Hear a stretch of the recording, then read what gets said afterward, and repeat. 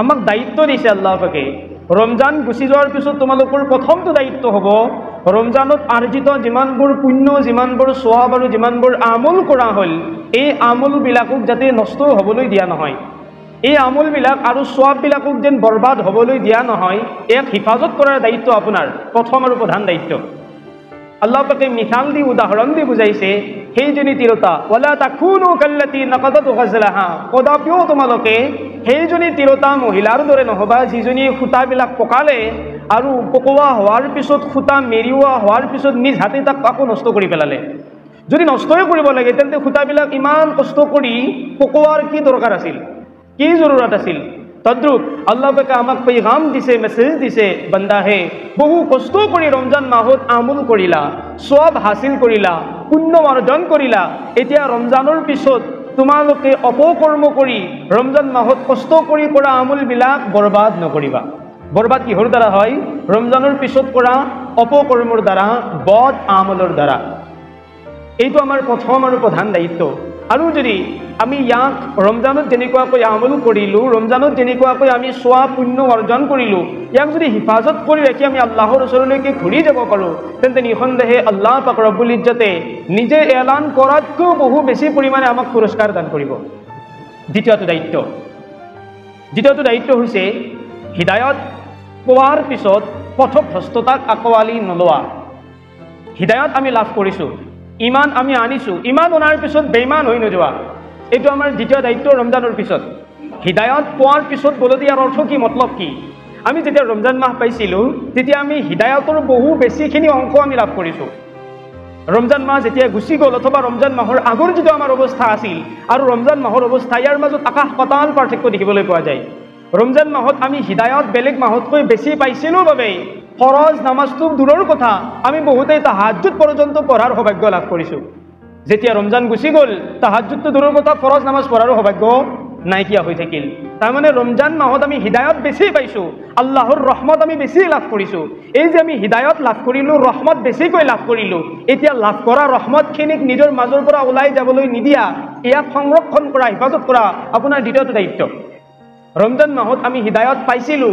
তাৰ বাবে আল্লাহে কৈছিল ফৰজ হুকুম পালন কৰা কৰিলোঁ আল্লাহে জাকাত দিবলৈ ক'লে নিজে কষ্ট কৰি ইনকাম কৰা টকাৰ পৰা জাকাত দিলোঁ ফিতৰা দিবলৈ ক'লে তাকো দি দিলোঁ মোৰ ইচ্ছা তাৰ পিছতো কমা নাই ইচ্ছা হ'ল 10জন 25জন মানুহক মাতি আনি মছজিদত অহা মানুহকেইজনক মাতি আনি মই ইফতাৰী কৰাওঁ ইফতাৰীও কৰালোঁ এই যে ইমানবিলাক নেকাম কৰাৰ ইচ্ছা ভিতৰত জাগ্ৰত হৈছিল তাৰ মানে ইমানৰ শক্তি হিদায়তৰ শক্তি বাঢ়িছিল কিয় ৰমজান মাহ কাৰণে এই যে ৰমজান মাহত হিদায়তৰ শক্তি আৰু ইমানৰ শক্তি বাঢ়িল এই শক্তিক অটুটভাৱে মজবুতভাৱে ধৰি ৰখা আপোনাৰ দায়িত্ব ইয়াক ওলাই যাবলৈ নিদিয়াটো আপোনাৰ দায়িত্ব কিন্তু দেখিবলৈ পোৱা যায় ৰমজানৰ আগত যি অৱস্থা ৰমজানৰ পিছত একে অৱস্থা আমাৰ হয় কিয়নো আমি ৰমজানত হোৱা ৰমজানে দিয়া হিদায়ত আৰু ইমান হিফাজত কৰিব নাজানো আৰু যদিহে আমি প্ৰাপ্ত হিদায়তক আকোৱালি ল'ব নাজানিলোঁ আল্লাহৰ ৰহমতক নিজৰ মাজত সংৰক্ষণ কৰিব নোৱাৰিলোঁ তেন্তে এই সকলোৰ অৱস্থা কি হ'ব পাৰে তাৰ বিষয়ে আল্লাহ পাক ৰব্বুল ইজ্জতে পবিত্ৰ কোৰানৰ সূৰা আল ইমৰানৰ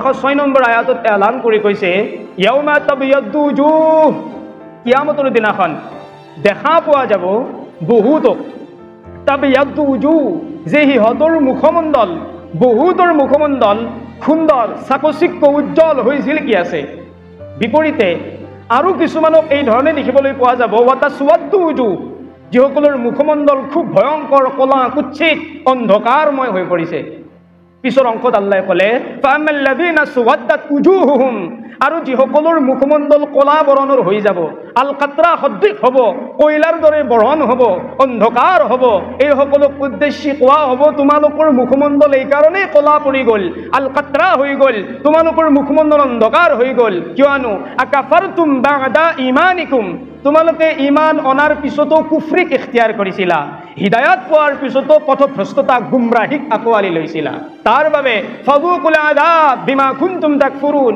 এতিয়া তোমালোকে আযাবৰ সোৱাদ গ্ৰহণ কৰা নাউযুবিল্লাহ এটো কিহৰ কাৰণে ইমান অনাৰ পিছত কুফৰিক ইখতিয়াৰ কৰাৰ বাবে হিদায়ত পোৱাৰ পিছত পথভ্ৰষ্টতাৰ পিনে আগুৱাই যোৱাৰ বাবে ৰহমত পোৱাৰ পিছতো গজবি কাম কৰাৰ বাবে এই শাস্তি হ'ব অথবা মুখমণ্ডলৰ এই অৱস্থা হ'ব বুলি আল্লাহ পাকে এলান কৰিছে। তাৰ বাবে আমাৰ এইটো দ্বিতীয় দায়িত্ব, হিদায়ত পোৱাৰ পিছত যেন আমি পথভ্ৰষ্ট হ'ব লগা নহয়, গুমৰাহী হ'ব লগা নহয়, চিধা ৰাস্তা পোৱাৰ পিছত, অনুসন্ধান পোৱাৰ পিছত তেৰা বেকা ৰাস্তাত গৈ যেন উপনীত হোৱা নাযায়, এইটোৰ প্ৰতি সচেতন হৈ জীৱন যাপন কৰা আপোনাৰ দ্বিতীয়টো দায়িত্ব ৰমজানৰ পিছত। তৃতীয়টো দায়িত্ব শয়তানৰ পৰা বাচি থকা। শয়তানৰ পৰা বাচি থকা, ইয়াৰ পৰা বাচাৰ কাৰণে, ইয়াৰ পৰা বাচি থকাৰ কাৰণে সাৱধানতা অৱলম্বন কৰা। ৰমজান মাহৰ পিছৰ এইটো তৃতীয়টো আপোনাৰ দায়িত্ব। কেনেকুৱাকৈ?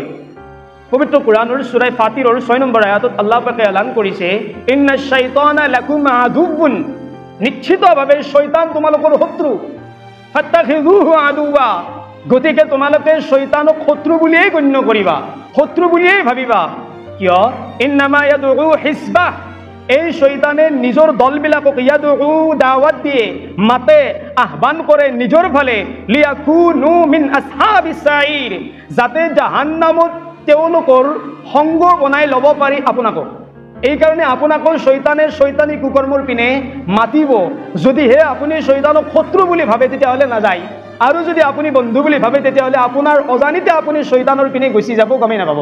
তাৰ বাবে আল্লাহে কৈছে, ইন্নাশ শাইতানা লাকুম আদুৱ্বুন, নিশ্চিতভাৱে শয়তান তোমালোকৰ দুশ্মন। এতেকে তোমালোকে শয়তানক দুশ্মন বুলিয়ে ভাবিবা, বন্ধু বুলি নাভাবিবা, বন্ধু হিচাপে গ্ৰহণ নকৰিবা। ৰমজান মাহত কি হৈছিল? আল্লাহ পাকে ৰসুলৰ মাধ্যমেৰে আমাক জনাইছিল, ইযা জাআত ৰমাদান, যেতিয়া ৰমজান আহি গ'ল তেতিয়া সুলসিলাতিশ শায়াতিন, আল্লাহ পাকে শয়তানক শিকলিৰে বন্দী কৰি থৈ দিলে। আৰু যেতিয়া ৰমজান শেষ হৈ গ'ল, 29টা তাৰাবি অথবা 30টা ৰমজান শেষ হৈ গ'ল, তাৰ পিছৰ পৰা শয়তানৰ শিকলি খুলি গ'ল, শয়তান মুক্ত হৈ গ'ল। শয়তান মুক্ত হ'ল বুলি আমি প্ৰমাণ কেনেকৈ পাওঁ? আফচোচ, ইয়াৰ মাজত আফচোচৰ কাৰণ লুকাই আছে। শয়তানে ঘোষণা দিয়ে, আহা মই মুক্ত, মোক খুলি দিয়া হৈছে। মোৰ বন্ধুবিলাক ক'ত? ঈদৰ দিনাখন ৰাতিপুৱা ঈদৰ নামাজ পঢ়াৰ পিছতে একাংশ উদন্ত যুৱকে দেখিবলৈ পোৱা যায় ৰাস্তা ঘাটে গাড়ীত পৰ্যন্ত ডিজে বান্ধি হাং ৰাস্তাই ঘূৰাই তেওঁলোকে গান বজাই ফুৰে। নাপাক বাদ্যযন্ত্ৰ হৈছে শয়তানৰ আজান, আৰু মছজিদত দিয়াটো হৈছে আল্লাহৰ আজান। সেই বাদ্যযন্ত্ৰৰ দ্বাৰা এইসকল যুৱক শয়তানৰ মাধ্যমেৰে আছলি শয়তানে ঘোষণা দিলে, আজি ঈদৰ দিনা মই মুক্ত হৈ গ'লো, মোৰ বন্ধুবিলাক ক'ত আহা। তাৰপিছত একাংশ ডেকা তাৰ পিনে গুচি গ'ল, আৰু গুচি গ'ল মানে শয়তানৰ বন্ধু হ'ল। শয়তানৰ বন্ধু হ'ল মানে লিয়াকুনু মিন আসহাবিস সাঈৰ, এইজন শয়তানৰ লগত জাহান্নামতো বন্ধু হ'ব। নাউযুবিল্লাহ।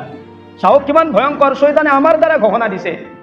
আল্লাহ মাফ কৰক, ইয়াৰ মাজত যদি কোনোবা আছে তেন্তে পবিত্ৰ ঈদৰ দিনাখনৰ নিচিনা পবিত্ৰ দিনটোতো আমি ডিজেৰ পৰা আঁতৰত থাকিব পৰা নাই। ইয়াতকৈ জঘন্য আৰু লানত একোৱে হ'ব নোৱাৰে।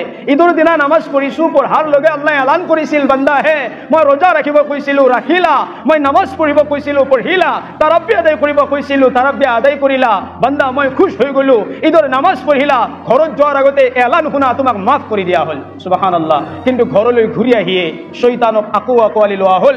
গোটেই ৰমজান মাহত কৰা দান দক্ষিণা, জাকাত, ফিতৰা, তাৰাবি, ৰমজানৰ ৰোজা এটা মুহূৰ্তত ধুলি হাত হৈ গ'ল। কি লাভ হ'ল? আল্লাহ তাৰ কাৰণে কৈছে, সেই তিৰোতাৰ দৰে নহবা, লা তাকুনু কাল্লাতি নাকাদাত গাজলাহা মিন বাদি কুওয়াতিন আনকাথা, যিজনী তিৰোতাই কষ্ট কৰি সূতাবিলাক মেৰিয়াই তাৰপিছত নিজ হাতে আকৌ সূতাবিলাকক কাটি নষ্ট কৰি দিয়ে। ইমান কষ্ট কৰি সূতাবিলাক মেৰুৱাৰ প্ৰয়োজন কি আছিল?